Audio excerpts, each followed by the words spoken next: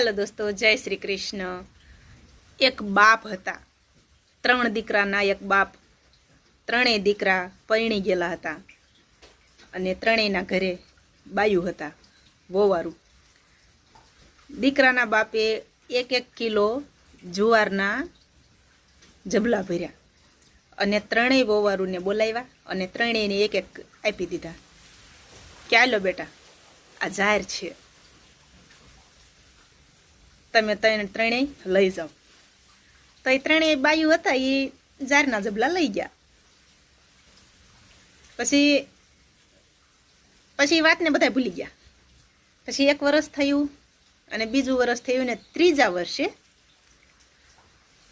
એ જે સસરા હતા એમણે ત્રણેય બાયુને બોલાવ્યા, ત્રણેય વોવારુને બોલાવ્યા કે મેં તમને આજથી 2 વર્ષ પહેલાં કે જાહેર આપી હતી 1-1 કિલો, એનું તમે શું કર્યું?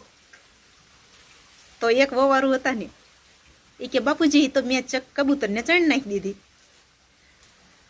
બીજા નંબર હતા એ કે એ તો બાપુજી અમે દળીને ખાઈ ગયા। ત્રીજા નંબરના વોવારું હતા ને એને બાપુજીને કીધું કે બાપુજી એને પૂછ્યું કે બેટા તમે શું કર્યું?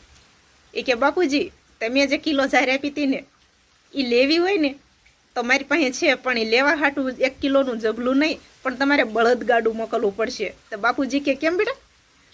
તો એ કે તમે અમને જુવાર આપી ને એ મેં બીજા વર્ષે વાવી અને એમાંથી જે થોડાક વધારે દાણા થયા એ મેં ઓણ વાવી હતી અને એમાંથી બળદગાડા ભરાઈને એટલી જાહેર પાકી છે ને બુદ્ધિ। જય શ્રી કૃષ્ણ, ખુશ રહેજો।